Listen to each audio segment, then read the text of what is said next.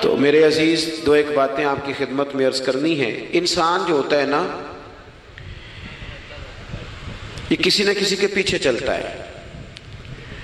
سارے لوگ ہی کانوں کے کچے ہوتے ہیں، بس اتنا فرق ہوتا ہے، کچھ تھوڑے زیادہ کچے ہوتے ہیں، کچھ تھوڑے کم کچے ہوتے ہیں۔ انسان اپنے مزاج کے لحاظ سے تقلید کرنے کا، پیچھے چلنے کا مزاج رکھتا ہے۔ اس کی طبیعت ہوتی ہے، یہ کسی کی بات مانتا ہے، کسی کی سنتا ہے، پیروی مزاج ہوتا ہے۔ کچھ لوگ یہ بات مانتے ہیں کہ میں فلانے کو فالو کرتا ہوں، کچھ مانتے نہیں، لیکن سبھی کسی نہ کسی کے پیچھے۔ حضرت شیخ الاسلام خواجہ قمر الدین سیالوی رحمۃ اللہ علیہ کی خدمت میں ایک شخص نے آ کے کہا کہ آپ امام اعظم کی تقلید نہ کیا کریں، امام صاحب کی بات نہ مانا کریں۔ تو خواجہ صاحب شیخ تو تھے ہی، طریقت اور تصوف میں تو اللہ تعالیٰ نے انہیں دسترس عطا فرمائی تھی، وہ منطقی اور فلسفی بھی بڑے تھے۔ اس شخص نے کہا کہ آپ امام صاحب کی بات نہ مانا کریں۔ تو خواجہ صاحب بڑے دھیمے اور بڑے میٹھے انداز میں ہنس کے فرمانے لگے، تیری یہ بات مان لوں؟ اس نے کہا امام اعظم کی بات نہ مانے، تو فرمانے لگے تیری یہ بات مان لوں؟ تو بندہ غور سے دیکھنے لگ گیا، آپ فرمانے لگے خدا کے بندے، اگر تیرے جیسے بیوقوف کی بات مانی جا سکتی ہے تو امام اعظم تو صحابہ کے شاگرد ہیں۔ ہمارا مزاج ہے، کسی کے پیچھے چلتے ہیں۔ ہمیں ہمارے رب نے ہمارے اوپر رحمت کر دی، آسانی کر دی، کہا تمہیں رستہ آسان بتا دیتے ہیں۔ لَقَدْ كَانَ لَكُمْ فِي رَسُولِ اللَّهِ أُسْوَةٌ حَسَنَةٌ، تمہارے لیے نبی پاک کی زندگی میں بہترین نمونہ ہے، بہترین۔ آپ پڑھیں لوگوں کو، آپ کسی شخص کو پڑھیں گے، پھر اس پر جو تنقید ہو رہی ہوگی وہ تنقید برائے تنقید ہو یا تنقید برائے تعمیر ہو، آپ جب اس تنقید کو پڑھیں گے تو کہیں نہ کہیں آپ کو لگے گا کہ اس بندے میں قباحت بھی ہے، اللہ والوں کو چھوڑ کے۔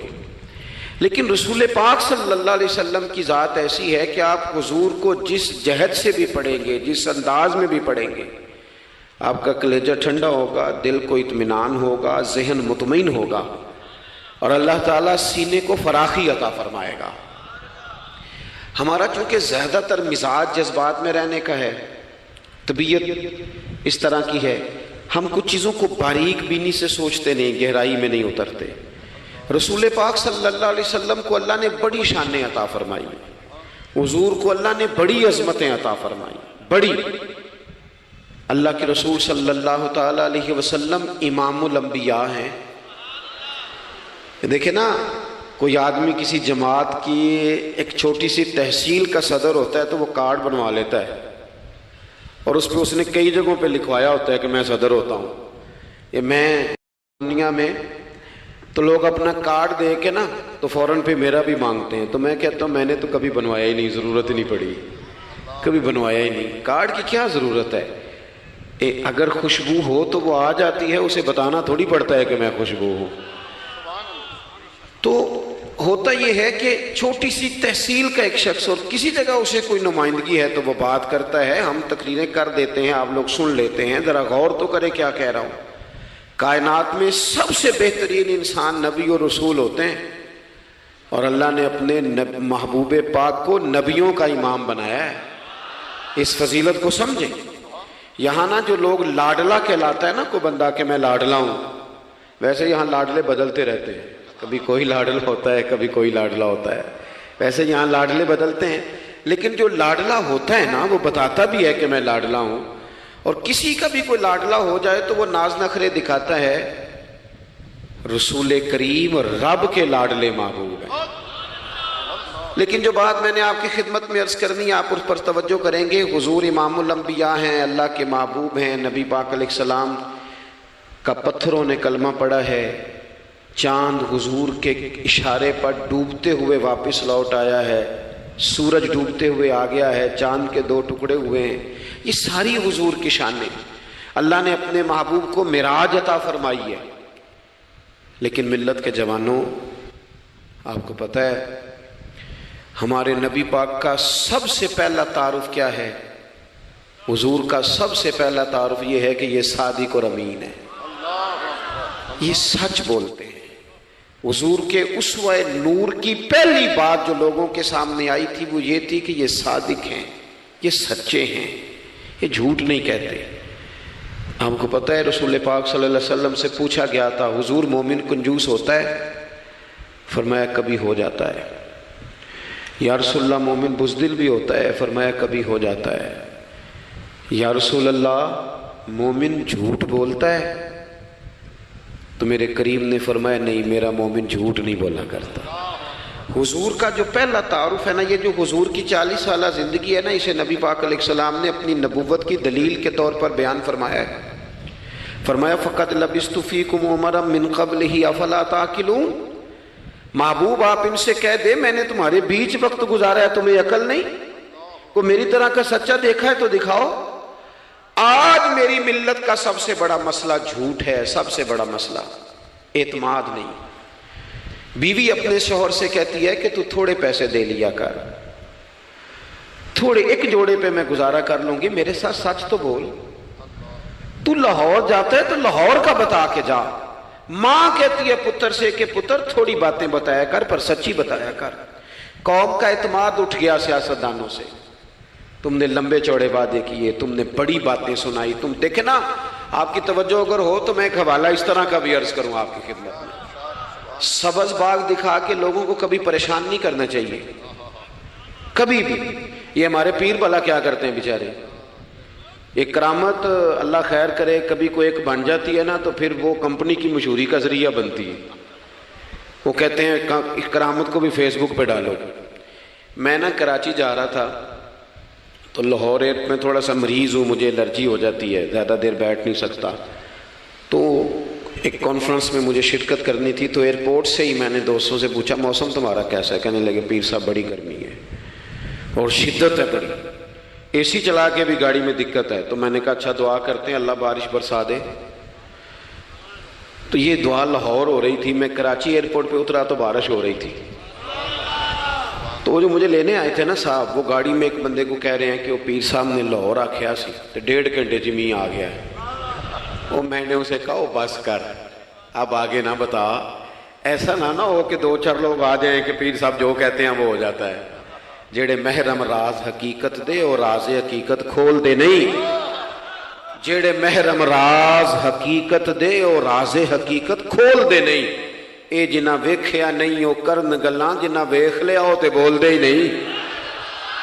اس لیے یہ اس طرح کرامتوں کو نا کمپنی کی مشہوری کا ذریعہ، ہمارے سیاستدان، ہمارے بڑے لیڈران وہ سبز باغ دکھا دیتے ہیں۔ آپ تھوڑی باتیں کریں، محدود کریں، مختصر کریں۔ دیکھیں اللہ کے محبوب علیہ السلام سے طائف والوں نے کہا تھا، جب حضور علیہ السلام نے دین کی تبلیغ کی تو سیرت میں یہ عنوان بھی ہمیں ملتا ہے، یا رسول اللہ صلی اللہ علیہ وسلم اگر آپ کو کل حکومت ملتی ہے تو ہمیں حصہ ملے گا؟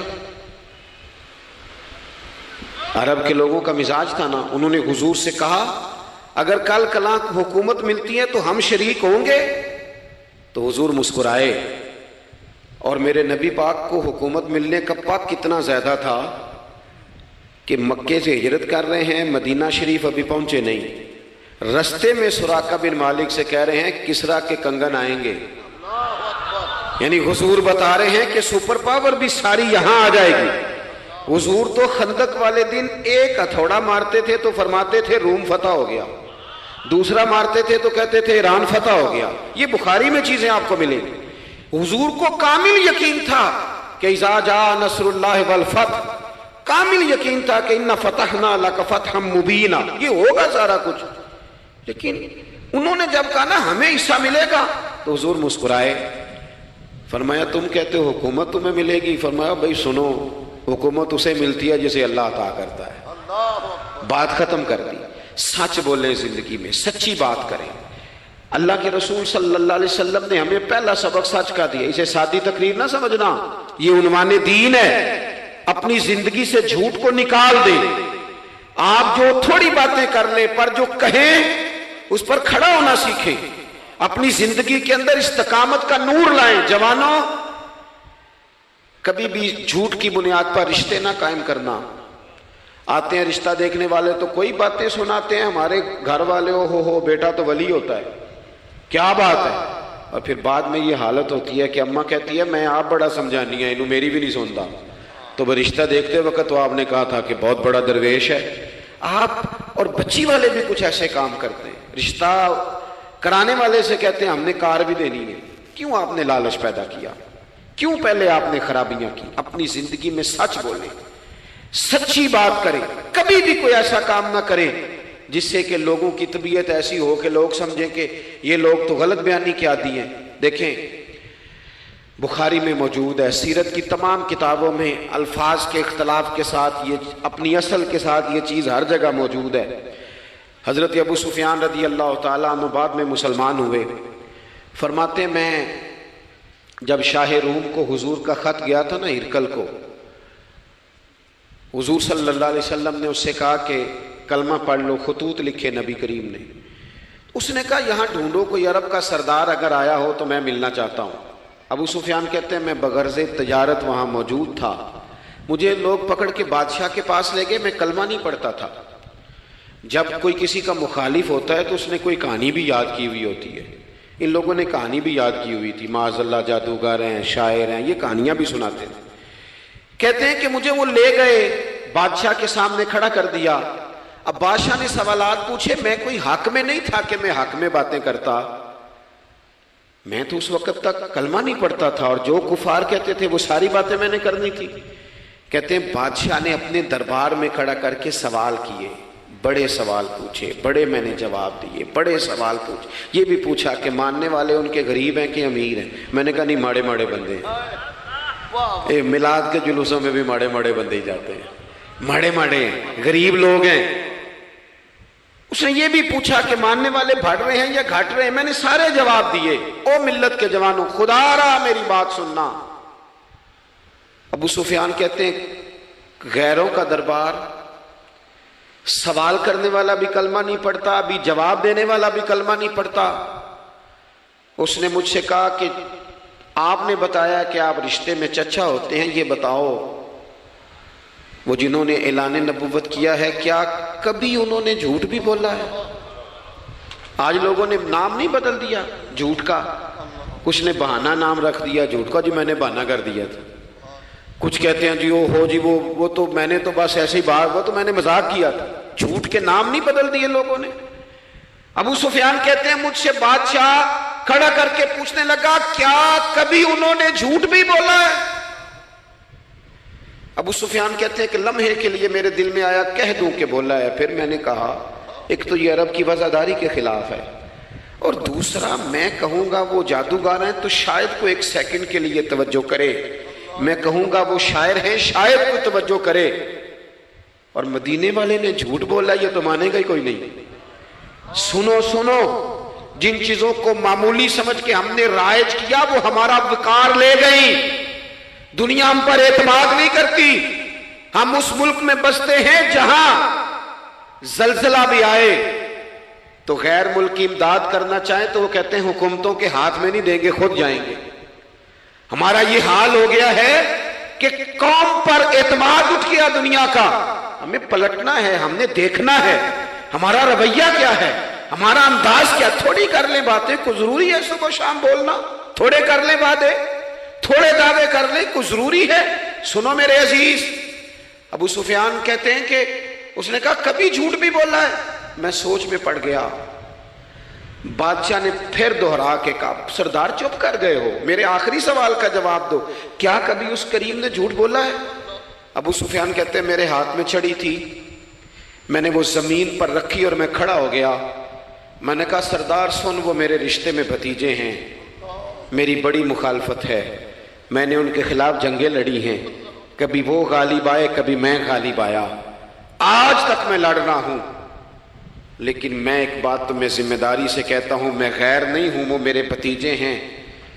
میں نے ان کو ماں کی گود میں بھی دیکھا ہے، دادا کے کندھوں پہ بھی دیکھا ہے، چچا کے گھر میں بھی دیکھا ہے، ختیجہ کا دولہا بنے بھی دیکھا ہے، زینب سے لے کر فاطمہ تک بیٹیوں کو گود میں کھیلتے بھی دیکھا ہے، میں نے انہیں بدر اور احد میں آتے بھی دیکھا ہے، میرے سامنے پیدا ہوئے اور میرے سامنے ان کے بالوں میں سفیدی آئی۔ مخالفت اپنی جگہ پر، پر میں تمہیں یہ بات ذمہ داری سے بتاتا ہوں، اس محبوب کی زبان سے جو بھی نکلتا ہے حق اور سچ ہی نکلا کرتا ہے۔ وہ اسیر دشمن کی چاہ میں بھی، مخالفوں کی نگاہ میں بھی وہ امی ہے، صادق ہے، معتبر ہے، میرا پیغمبر عظیم تر ہے، میرا پیغمبر عظیم تر ہے، میرا پیغمبر عظیم تر ہے۔ ابو سفیان کہتے ہیں میں یہ لفظ کہے تو کتنے ہی لوگ دربار میں رو پڑے، ایک سناٹا چھا گیا، کوئی صحابی نہیں وہاں، کوئی نعرہ لگانے والا نہیں، کوئی اپنا نہیں، لوگ رو پڑے۔ کہتے ہیں بادشاہ نے چادر اٹھائی کندھے پہ رکھی، کچھ دیر سوچتا رہا، پھر وہ چل دیا۔ میں نے پیچھے سے آواز دی، میں نے کہا تو نے اتنے سوال پوچھے، میں نے اتنے جواب دیے، کوئی رزلٹ بھی تو بتانا کیا نکلا، نتیجہ کیا ہے؟ تو بادشاہ نے پلٹ کے میری طرف دیکھا، کہنے لگا سردار نتیجہ تو نکل آیا نا یار، جس بندے نے بندوں سے جھوٹ نہیں بولا وہ یہ جھوٹ کیوں بولے گا کہ میں اللہ کا رسول بن کے آیا؟ اس نے او میرے بھائی اپنی زندگی میں سچ لاؤ، خدا را ہمارے گھروں سے لے کر حکومت کے ایوانوں تک ضرورت سچ کی ہے، ضرورت سچ کی ہے۔ دوسری بات، اپنی زندگی میں دیانتدار ہو جائیں، چھوڑ دے سامنے والا کیا کر رہا ہے، میں اپنے اس ممبر سے دیانتدار ہوں کہ نہیں، یہ میں نے اللہ کو جواب دینا ہے۔ میں نے اتنی عزت سمیٹی ہے، دین کے نام پہ سمیٹی ہے، میں نے اللہ کو جواب دینا ہے۔ ہم سارا دھیان دوسروں کا رکھنے لگ گئے۔ حضرت خواجہ نصیر الدین چراغ دہلوی رحمۃ اللہ علیہ سے بادشاہ نے آ کے وظیفہ پوچھا تھا، حضرت کو وظیفہ بتائے، تو خواجہ صاحب فرمانے لگے اپنا کام دیانتداری سے کر، یہی سب سے بڑا وظیفہ ہے۔ اپنی زندگی میں دیانتداری، امانت داری، آپ اس طرح کے ہو جائیں کہ آپ جس طرح آپ سمجھے نا کہ یہ حرام جانور ہے تو میرے منہ میں جائے گا تو مجھے الٹی آئے گی۔ آپ کبھی دیکھیں نا کہ حرام گوشت کوئی آپ کو بتا دے، آپ دو لقمے آپ نے کھا بھی لیے، لطف آیا، تو کسی نے کان میں کہا یہ تو ذبح ہی نہیں ہوا تھا، بیمار تھا، تو الٹی آ جاتی ہے کہ نہیں؟ بولو کہ آ جاتی ہے؟ انسان کا ذہن قبول کرتا ہے حرام کھانے کو؟ 2 کلو گوشت پہ الٹی آتی ہے تو 2 کروڑ روپے پہ کیوں نہیں آتی؟ ہمارے ایک دوست ہیں، ایک یونیورسٹی کے لیکچرار ہیں، مجھے ایک دفعہ فرمانے لگے پیر صاحب عجیب بات ہے، ایک بندے کو نا کہیں جوتا پڑا مل گیا، بڑا قیمتی تھا پر ایک پیر تھا جوتے کا۔ ہماری دیانتداری کچھ اس طرح کی ہے، ایک پیر ملا، جوتا بڑا قیمتی تھا، مہنگا تھا، تو اس نے اس کا مالک ڈھونڈنا شروع، یہ کس کا ہے، یہ کس کا ہے، یہ وہ شور کر رہا ہے، لیکن تھوڑا سا آگے جا کے جوتے کا دوسرا پیر مل گیا، پر اس نے مالک ڈھونڈنا بند کر دیا۔ اس کو اب اس کا دوسرا پاؤں مل گیا تو اب اس نے، یعنی کئی دیانتدار بڑے دیانتدار ہیں لیکن دوسروں کے معاملے میں، اپنے معاملے میں نہیں۔ اپنی زندگی میں انصاف کریں۔ میں مسجد میں جمعہ پڑھاتا ہوں، میں نے ایک دن اپنے ایک مدرسے کے طالب علم سے پوچھا، بیٹا جمعرات کو میں نے پوچھا، میں نے کہا صبح جمعہ میں تقریر کیا کرنی ہے؟ کہتے میں جو فیصلہ نہیں کیتا۔ میں کہا تو بڑا مولوی ہے نا، میں چھوٹا، میں تو جمعہ پڑھا کے شام میں فیصلہ کر لینا بھی اگلے جمعے کی بیان کرنا ہے۔ کیوں؟ میں چاہتا ہوں میں ممبر سے دیانتدار رہوں، میں ایک ہفتہ تیاری کروں، میں نے قوم کو اللہ رسول کا دین بتانا ہے۔ میرا یہ مقصد تو نہیں ہے کہ 1 گھنٹہ مجھے ملے تو میں نے کسی طریقے سے اسے پار کرنا ہے۔ آپ اپنے کام کے ساتھ ہمیشہ دیانت کا مظاہرہ کریں۔ اگر آپ دیانتدار ہو جائیں، حضرت سعید بن عامر رضی اللہ تعالیٰ عنہ کو حضرت عمر نے کہا میں آپ کو ایک صوبے کا گورنر بنانا چاہتا ہوں، رو پڑے، فرمانے لگے اس قابل نہیں ہوں۔ آپ کہیں مجھے بھی آپ کہہ دیں کہ فلانا عہدہ ملتا ہے تو تیار ہے ساری دنیا ہی، کون انکاری ہے اس کام سے، سب تیار بیٹھے، لیکن روتے تھے لوگ کا جناب میں کہاں کر سکتا ہوں۔ حضرت عمر نے لگا دیا ہمس کا گورنر۔ کچھ مہینوں کے بعد حضرت عمر تشریف لے گئے، جا کے پوچھا کہ کیسا ہے، تو پہلے تو ایک لسٹ منگوائی حضرت عمر نے، کچھ مال آیا ہے تو مختلف صوبوں میں بانٹنا ہے، غریبوں کی لسٹ لاؤ۔ ان کے صوبے کی لسٹ آئی تو تیسرا نام گورنر صاحب کا تھا۔ وہ کہا تمہارا گورنر مسکینوں غریبوں میں؟ کہنے لگے حضرت صاحب جو لسٹ بنانے والے تھے وہ کہنے لگے اب ان کے وجود پر جو کپڑے ہیں جگہ کوئی نہیں بچی، پیوند کہاں لگانے ہیں۔ دامان توکل کی یہ خوبی ہے کہ اس پر پیوند لگے ہوتے ہیں پر دھبے نہیں ہوتے، پیوند لگے ہوتے ہیں پر دھبے نہیں ہوتے۔ حضرت عمر نے معلومات کی ان کے صوبے میں جا کے، تمہارا گورنر کس طرح کا ہے؟ عرض کی حضور 4 شکایتیں، یہ جمہوریت ہے۔ آج تو ہر سیاسی جماعت میں ڈکٹیٹرشپ ہے، آج کہاں جمہوریت ہے؟ آج تو آپ جتنے شاہ کے وفادار ہو جائیں گے اتنا اچھا عہدہ لیں گے، جتنا مرضی قابل بندہ ہو جماعت کے اندر، لیکن اگر وہ پورا تابع دار نہیں تو نظام نہیں چلتا، جتنا مرضی قابل ہو۔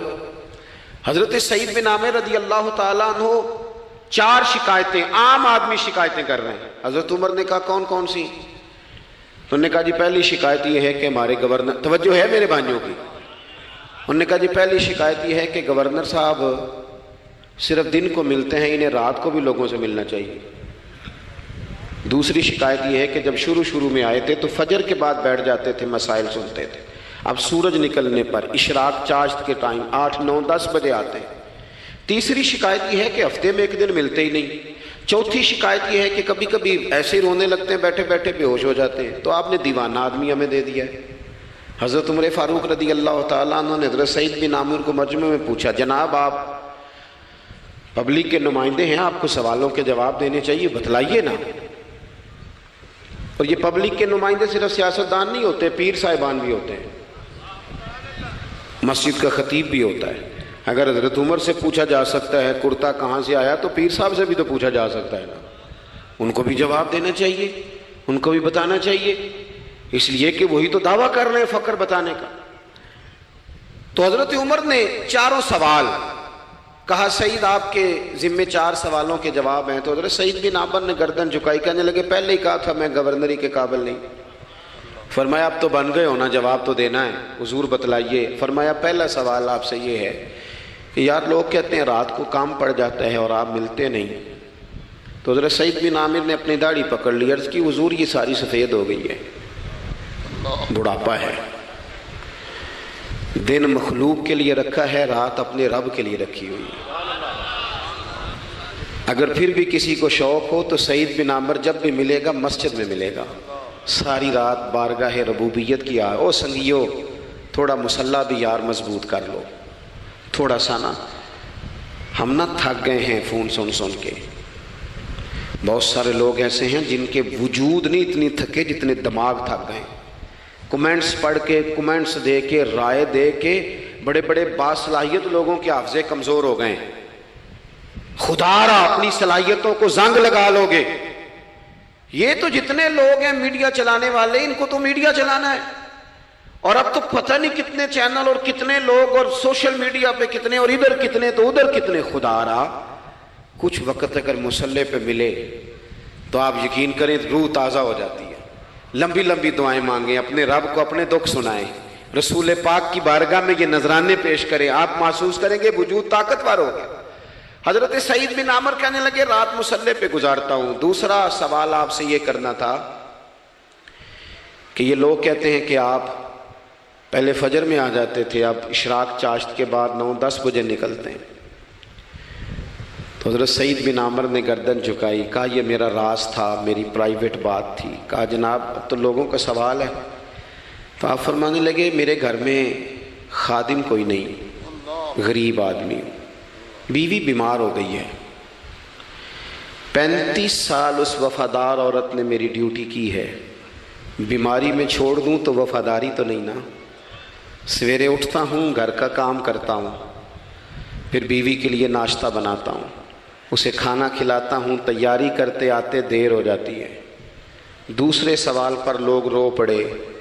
کہا تیسرا اعتراض آپ پہ یہ ہے کہ ہفتے میں 1 دن ملتے نہیں۔ تو حضرت سعید بن عامر کہنے لگے میں نے کہا تھا میرا پردہ نہ کھولا جائے، میں بڑا راضی ہوں رب کی عطاؤں پہ، میں کیوں کسی کے سامنے اپنا دکھ بیان کروں۔ گردن کو جھکا دیتا ہے خیرات کا پتھر، جہاں میں مانگنے والوں کے سر کبھی اونچے نہیں ہوتے، اور غیرت ہے بڑی چیز جہانے تگ و دو میں، پہناتی ہے یہ فقر کو تاج سردارا۔ آپ موقع دیں جی، بڑی مہربانی، چھوڑ دیں جی، تھوڑی 1 منٹ صرف جی ہمیں دیں، بولیں نہیں پیار سے جی، ناراض نہیں ہونا، آپ ہمیں موقع دیں۔ بات بھی اب تقریباً قریب ہونے کے قریب آئی۔ کہا حضرت سیدنا سعید بن عامر رضی اللہ تعالیٰ عنہ نے فرمانے لگے میں نے کہا تھا یہ میرا پردہ ہے، یہ نہ سنایا کریں آپ دکھ لوگوں کو۔ یہ غریب کہتے ہیں میں کسی امیر کے ساتھ لگ جاؤں گا تو کچھ بھی نہیں بنتا، چھوڑ دیں آپ، دکھڑے رب رسول کو سناؤ، خیرات بھی ملے گی اور عزت بھی ملے گی۔ وہ دیں گے اور کسی کو بتائیں گے بھی نہیں۔ حضرت سعید بن عامر رضی اللہ تعالیٰ عنہ سے تیسرا سوال ہوا، کہا جناب آپ ہفتے میں ایک دن ملتے نہیں، تو فرمانے لگے میرا راز تھا پر بتا دیتا ہوں، جوڑا ایک ہی ہے میرے پاس، ہفتے میں ایک دن دھو لیتا ہوں، پھر بیوی کے کپڑے پہن کے سارا دن بیٹھا رہتا ہوں، اگر دوسرا جوڑا ہو تو یہ کام نہ کروں۔ حضرت عمر رو پڑے، کہا جلدی سے چوتھے سوال کا جواب بھی دے، کبھی کبھی روتے ہو تو بے ہوش ہو جاتے ہو۔ وہ پھر رو پڑے، عرض کرنے لگے حضور 40 سال کی عمر میں کلمہ پڑھا، میرے سامنے حضرت خبیب کو پھانسی دی گئی مکے میں، جب وہ اپنی پچھلی غلطیاں یاد آتی ہیں تو پھر رو پڑتا ہوں، یاد ماضی عذاب ہے یا رب، میں تکلیف میں آ جاتا ہوں، سوچتا ہوں اگر اللہ نے سوال کیا تو کیسے جواب دوں گا، اس لیے برداشت نہیں ہوتا تو رو پڑتا ہوں۔ چاروں سوالوں کے جواب دیے تو حضرت سعید بن عامر کہنے لگے اب آپ نے مجھ سے سوالوں کے جواب تو لے لیے، اب میری سزا کا بھی تو اعلان کرے نا، بتائیں نا۔ تو حضرت عمر نے ہاتھ اٹھائے اور کیا لفظ کہے، کہے اللہ میرے نبی کی امت کو اس طرح کے کچھ اور لوگ بھی عطا فرما، کچھ اپنی زندگی میں دیانتدار ہو جائیں۔ تیسری بات آپ کی خدمت میں عرض کرنی ہے، رسول پاک صلی اللہ تعالیٰ علیہ وسلم نے نا ہمیں خالص کیا ہے، حضور کا سارا دین اخلاص کا درس دیتا ہے۔ یہ جو ریاکاری ہوتی ہے نا، نوجوانوں میری بات پہ غور کرنا، یہ جو ریاکاری ہوتی ہے نا، یہ بنیادی طور پر اداکاری ہوتی ہے۔ اداکاری بندہ زیادہ کر نہیں سکتا، تھک جاتا ہے۔ مخلص زندگی وہ ہوتی ہے جو آپ نارمل جیتے ہیں۔ مخلص آپ ہوتے ہیں جب آپ اپنی والدہ کے پاس نہیں بیٹھے ہوتے، آپ نے جب 5 اسٹار ہوٹل میں روٹی کھانی ہے نا تو پھر آپ کو پلیٹ کے ساتھ ٹیشو پیپر بھی ساتھ رکھنا پڑتا ہے، پھر رج کے روٹی کھائی بھی نہیں جاتی۔ رج کے کب کھائی جاتی تھی؟ میں ایک جگہ مجھے بڑے اچھے ہوٹل میں رکھا گیا اور مجھے بڑا انہوں نے محبت کی، تو جب میں لوٹ رہا تھا نا واپس پاکستان تو مجھے کہہ رہے تھے آپ کو مزہ تو آیا ہوگا، میں نے کہا نہیں جی، سچ پوچھیں تو پھر یہ ہے کہ مزہ جب ہی آتا تھا جب اماں سویرے روٹیاں پکاتی تھی، وہ کہندی سی پتر ہے پیڑا نہ اتنے کول ہی لے آیا، تو اس کے پاس بیٹھتے تھے، تو پھر اماں جب سالن دیتی تھی تو کہتی تھی ہور نہیں ہو ملنا، دوجیاں نو بھی دینا ہے۔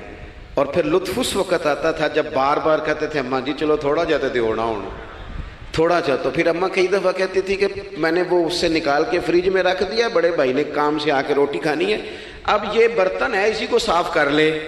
او بھائی میں نے اپنے ابا جی کو دیکھا خودداری کا، میں نے ایک دن ان سے پوچھا میں کہ ابا جی تو انہوں پسند کی ہے، ہم پڑھتے تھے نا انٹرویو اخباروں میں تو 2-4 سوال ہر بندہ پوچھتا تھا، اب تو انٹرویو زیادہ لوگ لیتے ہیں تو اب تو کبھی اتنا موقع ہی نہیں ہوتا، کس کا سنیں کیا کریں، یہ تو چھوڑ دیا کام۔ اخبار میں کبھی انٹرویو آتا تھا تو مسجع مکفہ ہوتا تھا، لکھنے والے بھی اچھے ادیب ہوتے تھے، جملے چبھتے نہیں تھے طبیعت، تو 2-4 سوال بڑے ضروری ہوتے تھے، پھول کون سا پسند ہے، کھانے میں کیا پسند ہے، رنگ کون سا پسند ہے، یہ 2-4 سوال ہر ایک سے ہوتے تھے۔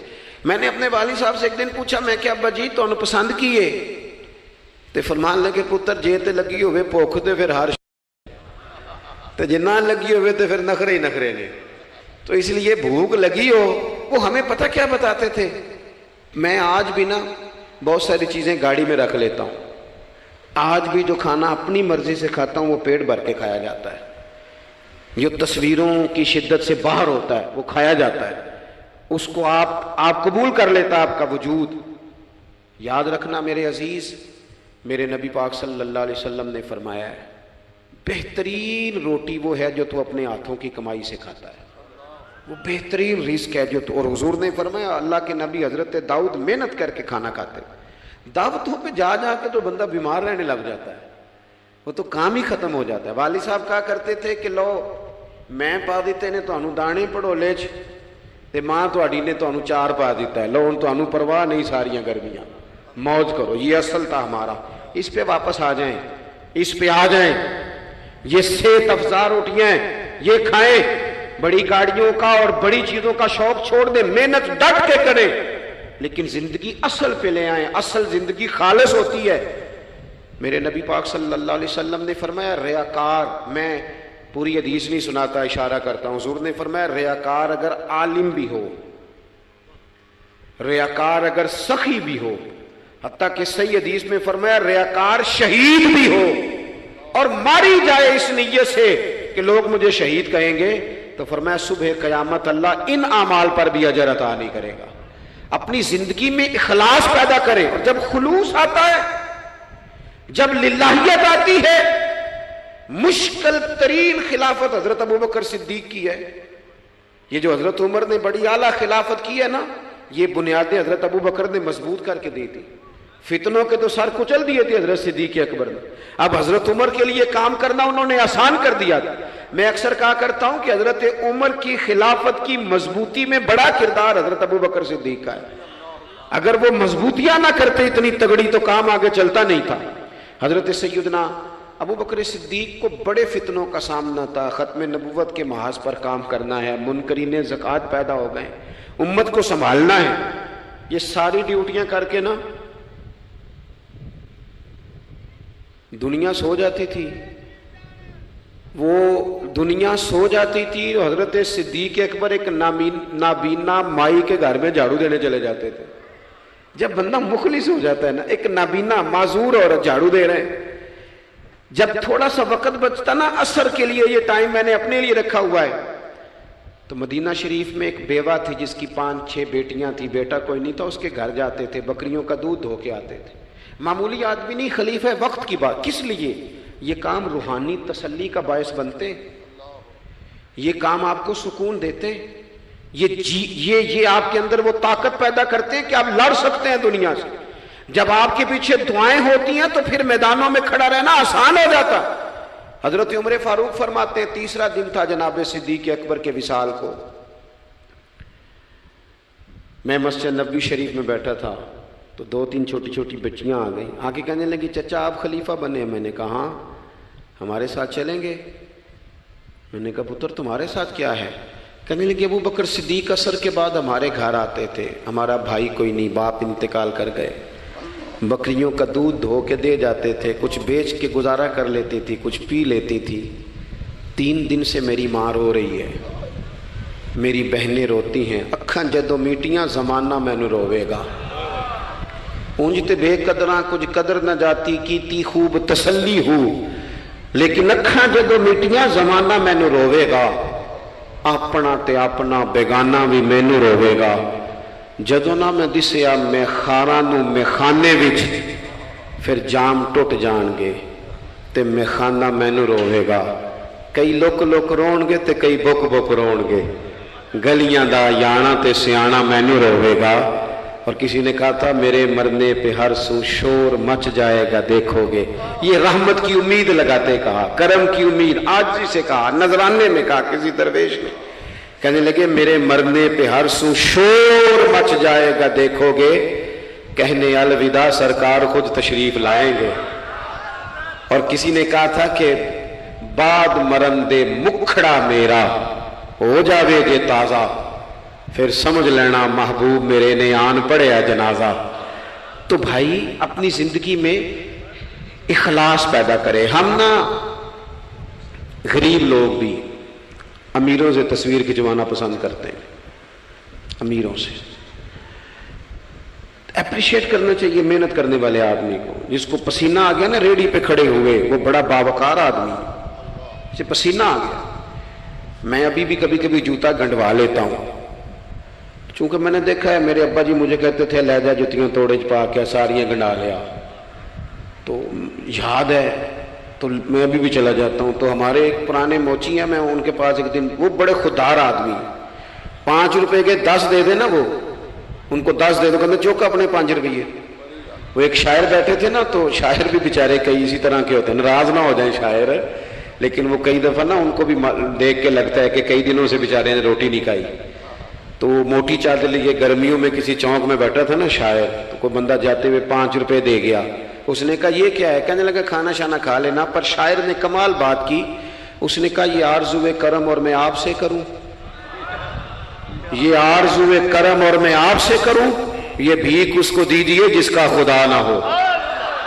اور میرے اعلیٰ حضرت کیا کہتے ہیں؟ کہتے ہیں کروں مدح اہل دول رضا،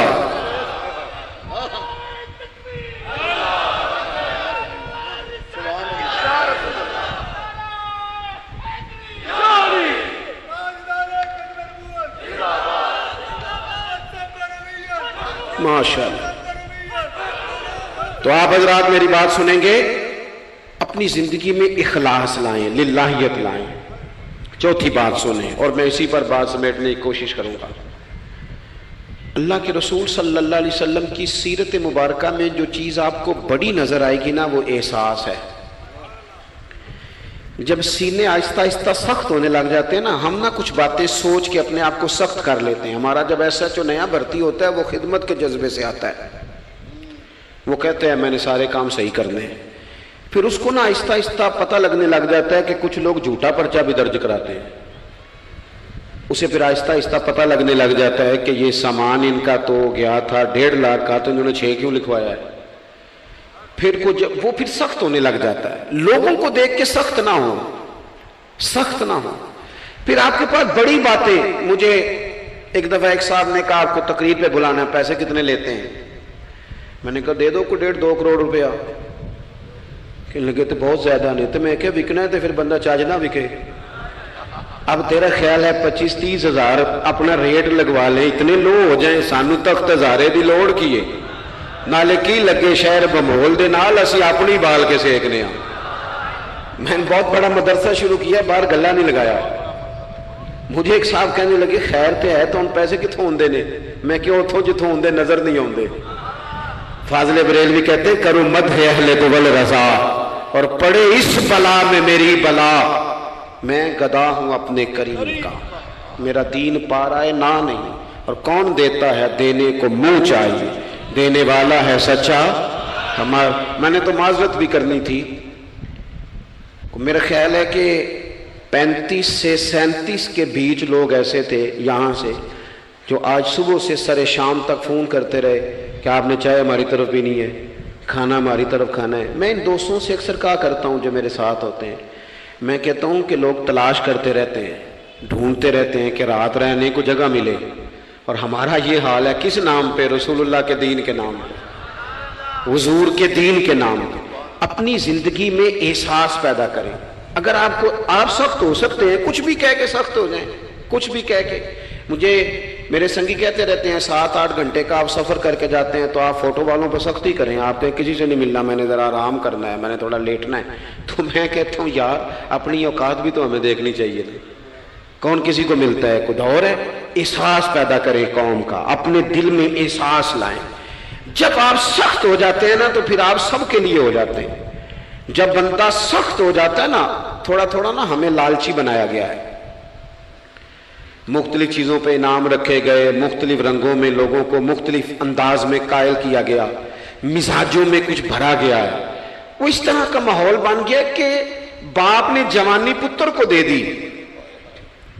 सारी जिंदगी वो जो लोग सऊदी अरब यहां से गए थे 35 साल उन्होंने वहां कंबल नहीं बदला। जिस कंबल में उन्होंने जाते खरीदा था वापसी पे भी वही था। रिहाइशें यहां बनी वहां नहीं बनी। मैंने बैरून मुल्क ऐसे लोग देखे हैं जो 3 वक्त रोटी नहीं खाते, 2 वक्त खाते हैं कि घर पैसे भेजने। लेकिन लालच इतना उरूज पे चला जाता है बाज घरों का, सबका नहीं बाज का, कि उसी बाप को जिसने जिंदगी लगा दी, बच्चे कह रहे होते हैं अब्बा जी आपको ढाब का काम कर लेते तो आज हमारे वारे ने अरे ना हो जाता। मुझे एक बुजुर्ग फरमाने लगे पीर साहब बाला को भी इज्जत कराने ली अब्बे दा मालदार होना जरूरी जे। खुदा रा इससे बाहर आए, एहसास पैदा करें। जब एहसास आ जाए, कुरान मजीद ने मेरे नबी पाक की शान ये बयान की है कि अजीजुन अलैहि मा अनितुम हरीसुन अलैकुम बिल मुमिनीना रऊफुर रहीम। ये कमाल है, इससे आगे क्या कोई हाशिया दे सकता है। रब फरमाता है लोगों तुम मुशक्कत में पढ़ो तो मेरे नबी को तकलीफ होती है। आप कभी हदीसें पढ़े ना तो रोंगटे खड़े होते हैं। आपको दर्जनों हदीसें इस उन्वान की मिलेंगी कि हुजूर फरमाते हैं मेरा दिल करता है लंबी नमाज पढ़ाऊं, नमाज अल्लाह की, दिल हुजूर का करता है। फरमाया दिल करता है लंबी नमाज पढ़ाऊं, लेकिन पीछे से किसी बच्चे के रोने की आवाज आती है, किसी बूढ़े बीमार का ख्याल आता है, मैं नमाज छोटी कर देता हूं। हुजूर फरमाते हैं मेरा दिल करता था हर वुजू के साथ मिसवाक जरूरी करार दे दूं, पर तुम्हें तकलीफ होगी, नहीं जरूरी करार दे। आप एहसास की शिद्दत तो देखें। फरमाया मेरा जी चाहता था کہ میں تہجد اپنی امت پہ ضروری قرار دے دوں، لیکن میں نے اپنی چاہت نہیں دیکھی، غلاموں تمہاری نیند دیکھی ہے۔ وہ دوستو اتنا احساس دشمن جب قابو آتے ہیں نا۔ میں نے ایک اور بھی عرض کر دی ہے چلتے چلتے، جو سیاسی فرقہ واریت ہے نا آج ملک کے اندر، آپ جس جماعت کو ٹھیک سمجھا آپ نے، آپ وہاں چلے گئے، جس نے جس کو ٹھیک سمجھا، لیکن ہم سب سے پہلے مسلمان ہیں، اس کے بعد پاکستانی ہیں۔ ہمیں اخلاقیات کا دائرہ کبھی نہیں چھوڑنا۔ اختلاف کے بھی آداب ہوتے ہیں، اختلاف جس سے بھی کریں دلیل کی حد تک کریں، اس کی ذات تک اتر کے نہیں۔ مہذب قومیں یہ کام نہیں کرتی۔ حضرت ابو ایوب انصاری نے حضرت عمر سے اختلاف کیا اور سخت کیا، کہا جناب یہ آپ نے، حضرت عمر کو بات کرنے لگے تو حضرت ابو ایوب انصاری کھڑے ہو گئے، کہنے لگے، یا حضرت ابو ذر غفاری کھڑے ہو کے کہنے لگے نہ آپ کی بات مانیں گے نہ آپ کی اطاعت کریں گے۔ فرمایا میں نے کیا کیا ہے؟ تو کہنے لگے چادر تو ایک ایک بٹی تھی، تو آپ نے اسی چادر کا کرتا اسی کا تامت کیسے بنا لیا؟ حضرت عمر فاروق نے، انہوں نے سوال کیا تھا، حضرت عمر نے دلیل دی، فرمایا میرے بیٹے سے پوچھ لو۔ حضرت عبداللہ ابن عمر کہنے لگے ایک چادر چونکہ مجھے بھی ملی تھی میں نے اپنے ابا کو دے دی، لہذا کرتا بھی بن گیا۔ اور اب ہمارے ہاں نا دلیل ملنے پر بھی لوگ اعتراض نہیں چھوڑتے، کیونکہ ذاتی ہوتا ہے نا، دلیل تک تو اختلاف ہوتا نہیں۔ او میرے بھائی، اختلاف کے بھی آداب ہونے چاہیے۔ تو کسی نے کہا تھا کہ تعلق توڑ دینے کے بھی کچھ آداب ہوتے ہیں، کسی کو چھوڑ دینے کے بھی کچھ آداب ہوتے ہیں، اور کسی نے کہا تھا کہ قاتل کو کوئی قتل کے آداب سکھائے، دیکھو دستار کے ہوتے ہوئے سر کاٹ رہا ہے۔ کوئی ایک چیز چھوڑ دے۔ ہمارے ہاں اتنی شدت ہو گئی، اور بچے ہمارے ورکر سیاسی جماعتوں کے، خدا را آپ نے یہیں بسنا ہے، یہی رہنا، یہ آپ کے اپنے لوگ ہیں، مہربانی کریں آپ ضرور ہائی لائٹ کریں کسی کی غلطی، لیکن دائرہ تہذیب کبھی نہ چھوڑیں۔ کبھی مجھے تو ایک دو اینکر ایک دو دفعہ ملے ہیں، میں نے ان سے کہا مہربانی کریں، آپ کیا مزہ لے رہے ہیں آپ قوم کو تقسیم کر کے، خدا را کچھ سوچیں۔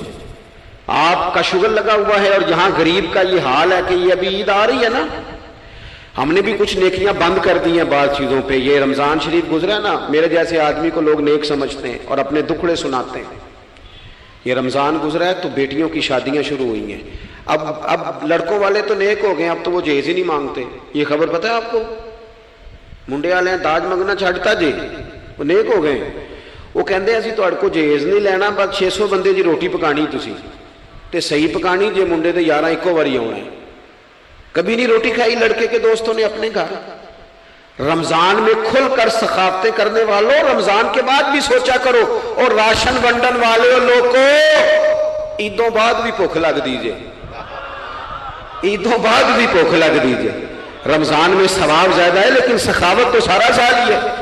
تو کچھ چیزیں ایسی ہیں، ہمیں حضرت سیدنا عمر فاروق نے جب جواب دے دیا نا کہ اس طرح ہے، اب وہ اختلاف دلیل تک تھا، اختلاف دلیل تک تھا، تو حضرت ابو ایوب انصاری اٹھ کے کھڑے ہو گئے، اعتراض کیا، جواب مل گیا، تو پتہ کیا فرمانے لگے؟ کہنے لگے عمر رب تجھے میری طرف سے بہتر صلہ دے، اب تو حکم کر، ہم سنیں گے بھی اور تیری اطاعت بھی کریں گے، اب ہم آپ کے پیچھے چلیں گے امیر المومنین۔ تو دلیل تک رکھیں چیزوں کو، دلیل مل جائے تو بات کو ختم کریں۔ تو میرے بھائی، احساس اپنی طبیعت میں جب ہم پیدا کرنے لگیں گے، احساس بڑی مشکل ہے غریب کی زندگی۔ امیر تو دوستی امیروں سے لگا لیتا ہے، جب انسان اپنی گاڑی میں سفر کرتا ہے تو پھر وہ کرایہ 5 روپے بڑھ جائے تو اسے تکلیف کوئی نہیں ہوتی، کیونکہ اسے پتہ ہی نہیں۔ بہت سارے امیروں کو تو پتہ ہی نہیں کہ گھی مہنگا ہو جائے تو گھر کے بجٹ پہ بوجھ کتنا پڑتا ہے، ان بیچاروں کو تو پتہ ہی نہیں، تو وہ اس احساس کو کیسے پیدا کریں گے؟ وہ نہیں کر سکتے، اس کے لیے وہاں سے گزر کے آنا پڑتا ہے۔ رسول پاک کی زندگی میں جو احساس کی شدت ہے اسے آپ سمجھیں۔ دشمن جب ہتھے چڑھتا ہے تو پھر، اور دشمن بھی سخت گیر قسم کا ہو تو بندہ اسے چھوڑتا نہیں۔ لیکن حضرت انس بن مالک فرماتے ہیں کہ یہ جو لوگ بدر میں آئے تھے، یہ کوئی پھول لے کے نہیں آئے تھے ہاتھوں میں، گجرے پھولوں کے لے کے نہیں آئے تھے، تلواریں لے کے آئے تھے، اور پوری انہوں نے جنگ لڑی، 14 صحابہ شہید کیے، لیکن جب ان کو لا کے باندھا گیا نا مدینے میں تو غصہ تھا صحابہ کو، کس کس کے ہاتھ باندھے، حضرت عباس بھی تھے، جب وہ ہائے ہائے کرتے تھے نا مخالف تھے. توجہ ہے میری بات پر؟ او بھائی جو پیار بیٹی پہ آتا ہے وہ بہو پہ بھی تو آنا چاہیے نا. اس پر بھی تو وہ بھی تو کسی کی بیٹی ہے نا. اگر تجھے اپنے بیٹے کی دھوپ تنگ کرتی ہے تو ملازم کے پتر اگر دھوپ میں کھڑے ہیں تو وہ بھی تو تجھے احساس ہونا چاہیے، ورنہ خود غرض ہو جائیں گے ہم. بات ختم کر رہا ہوں، غور کرنا.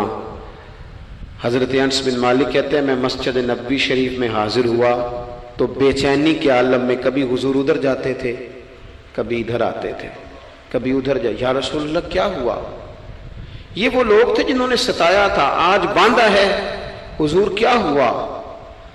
تو نبی کریم فرمانے لگے تم نے رسیاں زور سے باندھ دی ہیں، یہ ہائے ہائے کرتے ہیں، مجھے نیند نہیں آتی، ان کی رسیاں ڈھیلی کر دو. عزیز علیہ ما عنتم، حضور کے سینے میں درد رہا. وہ درد کبھی حضور کو طائف لے جاتا، کبھی کہیں، اور وہ درد کی وہ پیار کی شدت اتنی تھی کہ جب بڑی تکلیف دی نا میدان احد میں اور دانت مبارک شہید کر دیے تو حضرت صدیق اکبر نے کہا یا رسول اللہ دعا کریں یہ تباہ ہو جائیں. تو ہاتھ اٹھائے نبی پاک نے، دعا کیا کی؟ کہا اللہ انہیں ہدایت دے دے، انہیں پتہ ہی کوئی نہیں یہ کیا کر رہے ہیں. تو میرے عزیز ایک تو اپنی زندگی میں سچ لائیں، خدا را سچ بولیں، آپ پکے وعدے کریں. میں ایک دن اپنی مسجد کے امام صاحب سے عرض کر رہا تھا، میں کہہ رہا تھا اگر آپ کہتے ہیں نا کہ 4:20 پہ فجر ہوگی تو 21 پہ نہ پڑھائیں، آپ نے وعدہ کیا 4:20 کا.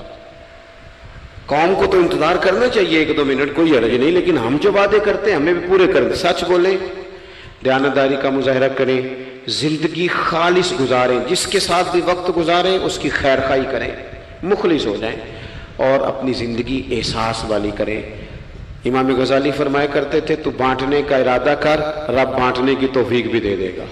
تو پروگرام تو بنا. اللہ کی بارگاہ میں دعا کرتا ہوں جن احباب نے اتنا سارا پنڈال اتنی محبت اور جد و جہد سے سجایا ہے، اللہ تعالیٰ انہیں دین دنیا کی برکتیں عطا کرے، ہم سب کو دولت اخلاص عطا فرمائے. آخر دعوایا ان الحمدللہ رب العالمین. بھلا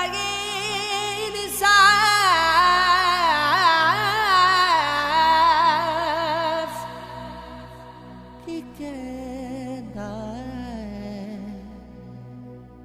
لڑیاں گیا تسی تے پھڑ لیا مینوں بھلائے دستور کی کہندا اسی سن یار نو تکیے